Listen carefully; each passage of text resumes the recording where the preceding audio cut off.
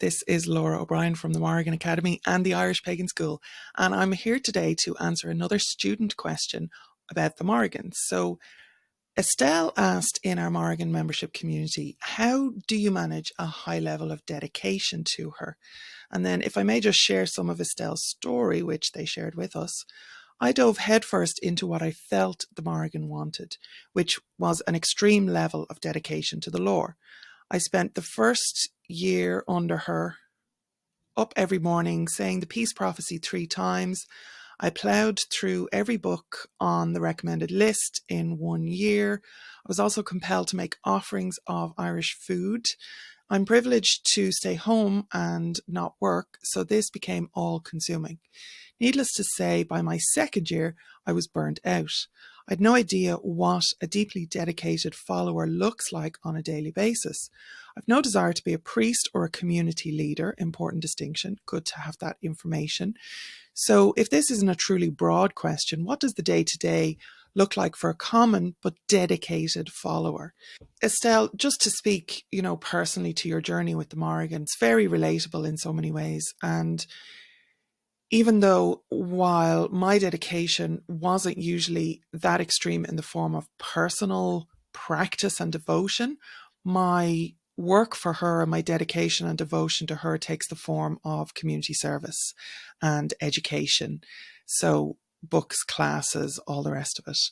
And there's where I did burn out, and it's a process to come back from burnout. It really is. So years in the healing of it.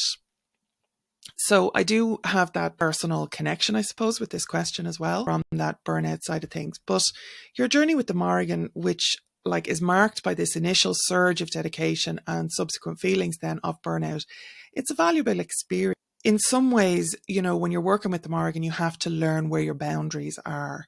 And she will just keep taking as long as you keep giving. If there's work to be done, if there's offerings to be had, if there's devotions to be done, she will absolutely take whatever you are going to give her, and doesn't have the same kind of conscientiousness maybe that a god like the Dagda would have, in my experience, around not letting her dedicants become burnt out or broken, by the work that's put in front of her. It's like she doesn't have the same kind of concepts of, where the human limitations are. So it's very much up to us to learn where our own limitations are, where our own boundaries are. And that's part of the sovereignty process and the sovereignty lessons and dedication that the Morrigan can teach, and that working for the Morrigan can teach. So while you have immersed yourself so deeply in the lore and practices associated with the Morrigan, it's also really important to find this sustainable way. And I'm really glad you asked this question. I'm really glad you're on this journey. I'm really glad you joined the membership, and you're over at the Morrigan Academy and you're taking part over there. And having that community and being able to kind of bounce things off other people who are in similar situations or very different situations, and finding that common ground is actually really important. So I'm really glad you're here. I'm really glad you're thinking along these lines, right? So it is about finding that sustainable practice without overwhelm, without burnout. So here are some thoughts on what day-to-day devotion might look like for a dedicated follower who isn't necessarily called to be a priest or a community leader, right? So daily acknowledgement. And I'm going to give you a list here, right?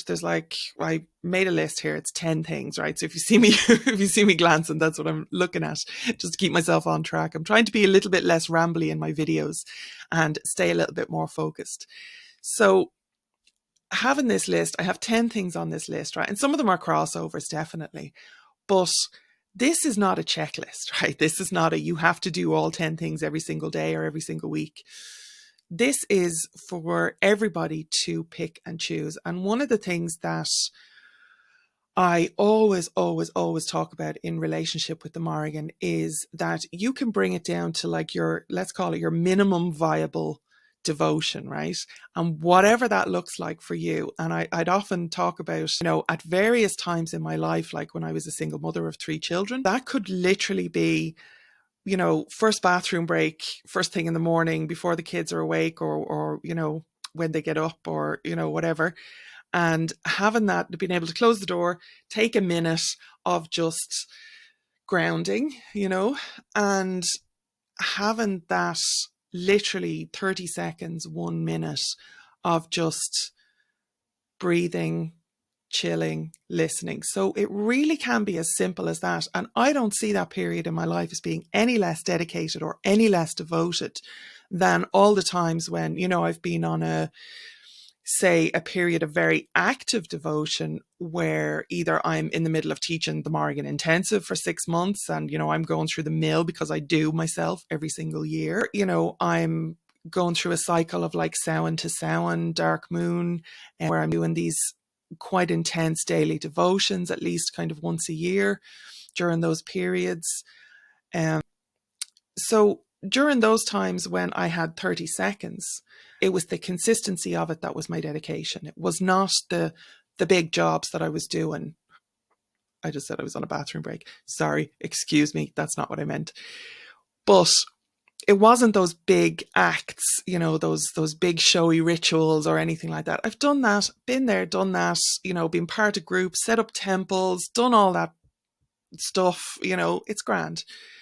But the consistency and showing up every single day is what made me devoted, what made me dedicated, and what connected me and built relationship with the Morrigan. And whether that's 30 seconds, 30 minutes, or, a 30-day cycle of absolute intense devotion, that's okay. It's going to look different for everybody depending on your life circumstance, your health, your, whatever your responsibilities are, your own personal energy levels, your phase of interest in, what you're doing and how you're doing it.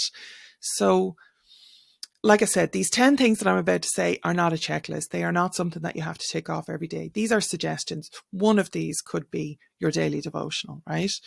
And even when I talk about daily devotionals, it doesn't have to be every single day. Life happens, right?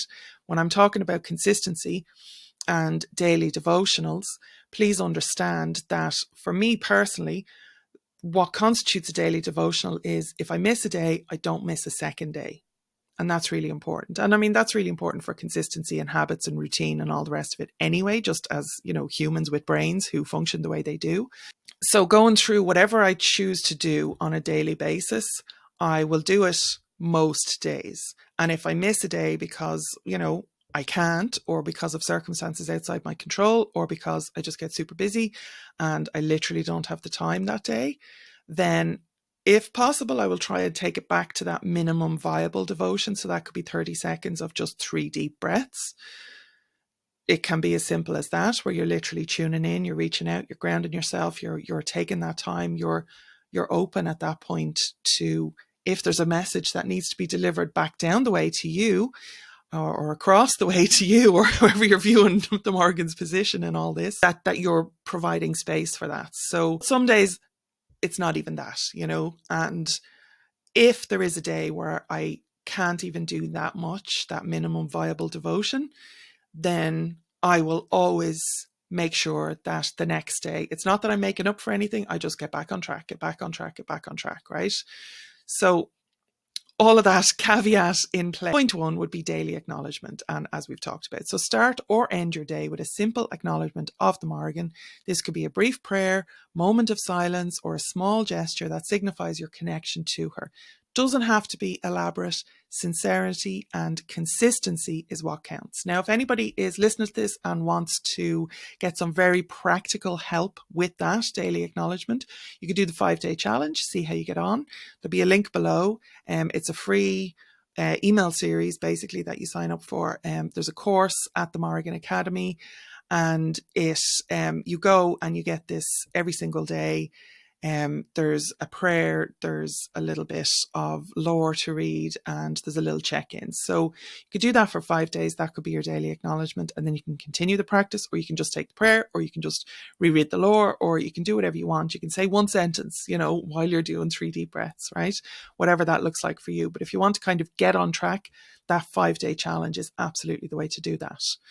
Point 2, I know I said I was staying on track and, not rambling, and here we are. So mindful offerings. Continue making offerings, but perhaps in a less frequent or like less elaborate kind of a scale. So offerings don't always have to be physical. Acts of kindness, personal sacrifices, like giving up something for a period. I've gone through periods of fasting for the Morrigan. Now, that's not for everybody, obviously. That would be maybe on the more extreme side of things, depending on how long you're fasting for, obviously. But even just taking an hour in the morning where you're having a cup of herbal tea, or you're drinking some water and you're taking some fresh air in the garden or on a balcony or, under a tree or whatever you have access to, that can be your offering, and you pour a little bit out and that's your libation. And taking that hour then of like, I'm going to wait an hour to have my breakfast, that can also be fasting for the Morrigan. It doesn't have to be 24 or 48 hour fast, right? So engaging with the lore is the third point. So instead of trying to consume it all at once, what I would suggest is, as per the 5-day challenge, I mean, there's a reason that I set all this up in the way that I have. There's a reason I offer all this as a free resource, right? Because I'm trying to avoid people getting overwhelmed and burnt out. I'm trying to give you very practical ways that you can connect on a consistent basis. So instead of trying to consume it all at once, it can be very overwhelming, right? Get that. Consider setting a more manageable pace. So maybe revisit the texts or resources that spoke to you most deeply. This time looking for new insights or reflections. Journaling your thoughts or your feelings about these stories can be a form of devotion. I went through one of my dark moon to dark moon cycles was with the Kahmat Shira and a journal. And I went through it and I was able to write out a couple of lines every day. So point 4 would be to connect with the local landscape around you. Okay, you may or may not be in Ireland, but you do have a landscape around you. You do have a place in which you live or somewhere you can visit, which has history, which has stories. The Morrigan is very closely associated here in Ireland with the land and with sovereignty. The Irish cultural tradition associated with that would be connected to the Dinhenicus, so those stories of place, the lore of place. And it can be a very powerful act of devotion to actually connect with the Morrigan on that level by going to your local stories, your local lore, and learning the history. If you haven't got access to resources, I know not everywhere has the local history resources that we focus and prioritize on here in Ireland, but there'll be something, there'll be some story, there'll be somebody you can talk to in a library, or, even if it's within your county or within your state, it doesn't have to be right in your neighborhood. There is lore in your local landscape, and you can use that then as an act of devotion.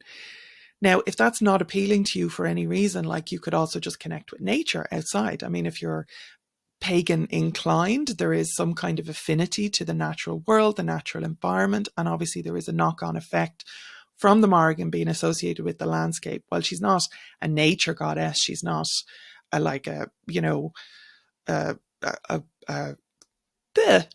she's not a nature goddess. However, there is that connection with landscape, which for you might look like being out in nature, connecting to those cycles, and cycles is very much in her purview. So that can be a powerful way to connect with the essence of her, and working through cycles in your local environment, in your natural environment. So even simple walks, gardening, sitting quietly in a natural setting, they can all be acts of devotion, which can be very, very powerfully connected to the Morrigan and her stories. What I have here is physical activity. Now, obviously, this is going to be relevant for some and not relevant for everybody else. I think, if at all possible, most of us could do with moving a little bit more, whether that's, arm exercises from a chair or whatever your level of ability is. Just trying to get more natural movement into your day counts as physical activity. Or it could be, martial arts practice. It could be some form of warrior training in a different way. So given the Morrigan's connections with warriorship and strength, incorporating physical activity into your routine, however that looks for you, with your own capabilities, with your own levels of ability. I think the point is to challenge yourself slightly. So a warrior can be somebody who pushes their boundaries a tiny bit more, that 1% better every single day, and that's really what I'm talking about. I'm not saying everybody has to get up and go out and start, fighting in mixed martial arts tournaments, right? But find a physical activity that challenges you, keeps you growing stronger, whether it's martial arts, yoga, hiking, dance, or as I said, finding some exercise video on YouTube that you can do from your own chair, okay? Whatever that looks like. Point 6 here is creative expression. Now, the Morrigan is not necessarily connected to, like say Breege would be more towards like inspiration and uh, all of that. But there is a poetry connection. Now it's prophecy and kind of divination poetry, but it still has that imbas, that creative spark, that intuitive connection to that source of creativity and expression. So in that way, if you're inclined, you could express your devotion through creative means, and that can be really deeply fulfilling. So just as humans, making an offering of a piece of art is incredibly fulfilling. So you're still giving your time, your skills. So whether the Morrigan is particularly arty-farty or not, is kind of irrelevant, because us as humans, that can be a way that we express ourselves, that we devote ourselves.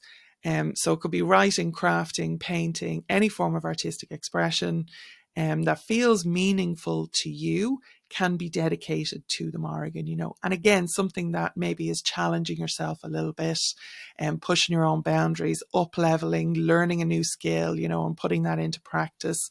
All of that is very much a part of, the Morrigan's interest area, I would say.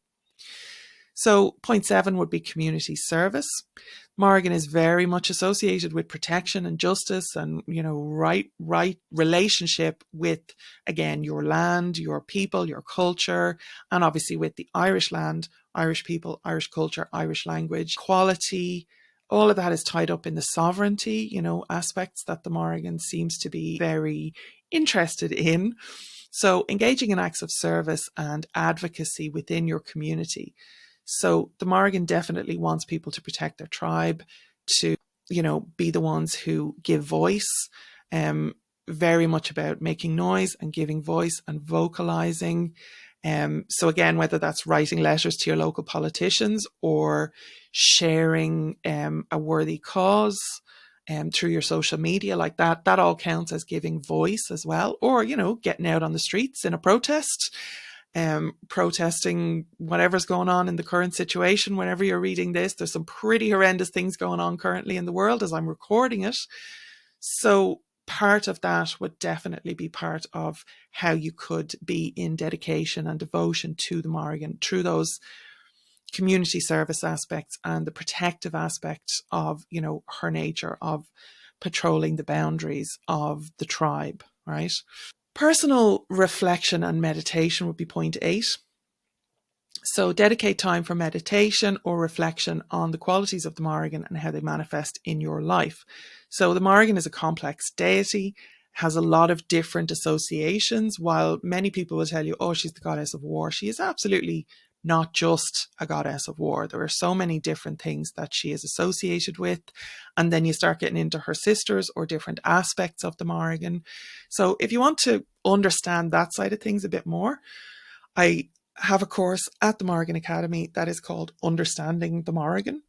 So you can maybe take something like that. That could be an act of devotion, or there is a series of, a membership, guided meditation membership at the Irish Pagan School, which has 40 plus journeys in it, which give you the chance to either daily or weekly do some guided journey work within the Irish tradition, which are very much focused about like self-discovery and self-growth at level 1, but also then connecting with, say, archetypal powers and the other world and, exploring the Irish other world, which again, the Morrigan is very much connected with. So those would all be good ways to take that personal kind of reflection, meditation, self-growth side of things and put it into practice within your devotions and your dedication to the Morrigan. So point 9 would be to learn and adapt. We're almost there, almost there. Learn and adapt. So be open to learning from others. But, and I say this as a teacher who, teaches my own practices, it's really important to adapt it to fit your life. So I will never, ever, ever tell anybody that like my way is the one true way. Everybody's personal practice is going to look different. What I'm trying to do is give you the tools, give you the resources, give you the skills, facilitate and guide as best I can, share my experience, help you connect with the lore, with the accurate traditions that we have, that the Morrigan has developed within Irish culture. The Morrigan is very much an Irish goddess, so rooting and grounding everything through that perspective and that lens of Irish culture, Irish history, Irish tradition is actually very important to developing a relationship with the Morrigan. The Morrigan is not a Celtic goddess in anything but the loosest sense. Like, she's not a pan-Celtic goddess. She doesn't have a cognate. You could maybe make a case for the Bive, but even that's a little bit sketch. Having a kind of other aspect, in continental Europe. But the Morrigan is Irish, specifically and very categorically. So rooting your practice in and like letting it grow within that garden of Irish soil is actually very important. And like, that's as far as like my one true way vision goes for you. From there, you have to make it work for you. You have to be in communication. You have to be in relationship with the Morrigan in a way that, again, as we said at the start, is sustainable for you, is practical for you, your circumstances, your life, right? What we don't want, and what I try and steer people away from, is projecting our own shit onto the Morrigan. So whether that's, I grew up without the love of a mother, and now the Morrigan is my cuddly, protector and mother. That's not accurate. That's not who this goddess is. And like, that's not my opinion. That's the mythology. That is decades of experience of dealing with other people's perspectives on the Morrigan, whether that's through literally daily guided tours and journeys at the Morrigan's cave, where people were coming and sharing their experiences, but also the hundreds, if not thousands, of students that I have taught as well, who, again, I have given these tools, who have had their experiences and fed back to me what their experiences are. So I'm not just giving you my opinions here. The Morrigan is not cuddly. She's not like a super protector. This is not just some people who think that this is what they're experiencing. They'll tell me, well, I'm really sorry for you that you don't get to have that kind of lovely experience with the Morrigan, but she's so lovely to me. She cares for me so much, right? Okay, like, let's just take a fucking rain check there, because again, that's not her. So that's not where we want to be going, right?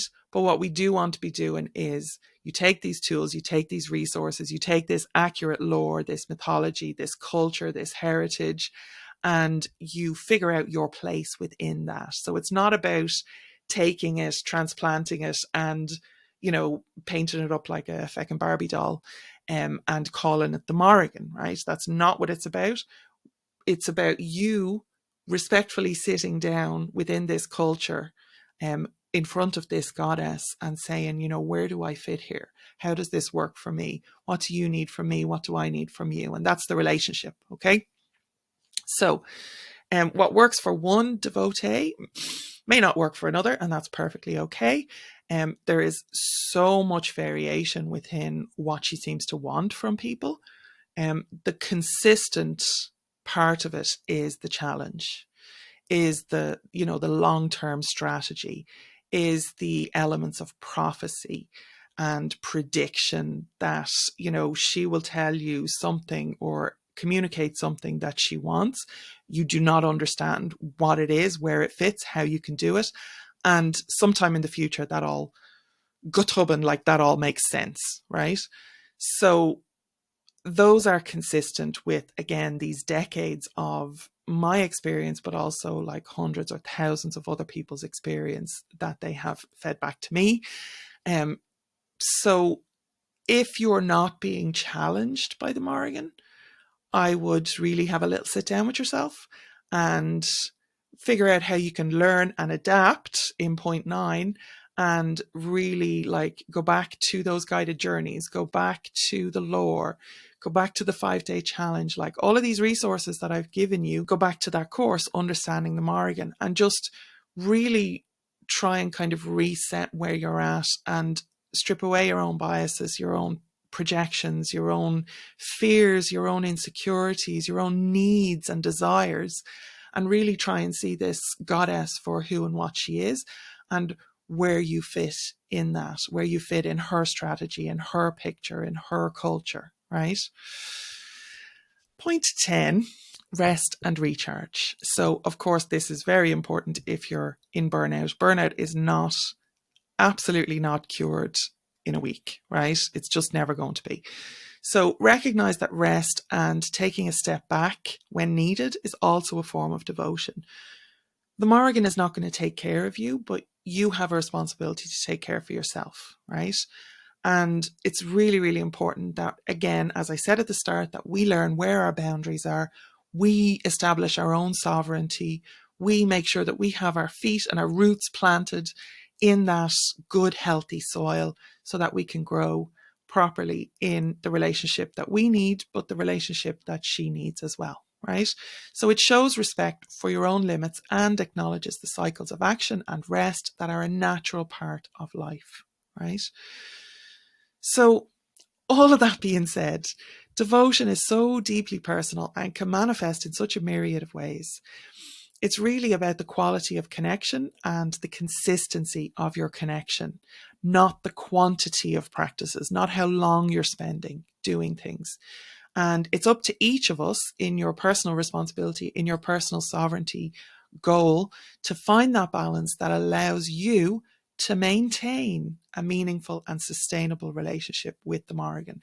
And that's the key to everything, right? So again, remember minimum viable devotion. Remember consistency. If you miss a day, don't miss 2. And remember just being able to absolutely take it right back down to basics. Strip it back down, start again, right? If it's not working for you, strip it back down, start again. Go back to source, go back to source, go back to source, right? Hopefully that has been useful for you. If you want me to answer a question, maybe in a little bit of a shorter form, but if you want me to answer a question for you about the Morrigan, then you can go to the Morrigan membership community. You can join that below. There's a link below. It is an exclusive community. It's not just a Facebook community. It's hosted on its own private platform. So there is a small joining fee, just to make sure that everybody in there is actually very, very, has some skin in the game. It's not just some random thing that people are joining for, right? So go and join, and there is a whole circle in there, a whole kind of forum thread that is AMA, Ask Me Anything. And I'm working through these. I'm putting them on YouTube, so everybody's getting the benefit of it. But obviously, these are very personal questions for people so I'm really trying to give as much as I can and do my best to answer these questions in an effective and a practical way, step by step. So hopefully that's been useful to you. 5-day challenge, Morrigan membership community, Understanding the Morrigan course. Have at it. Slán.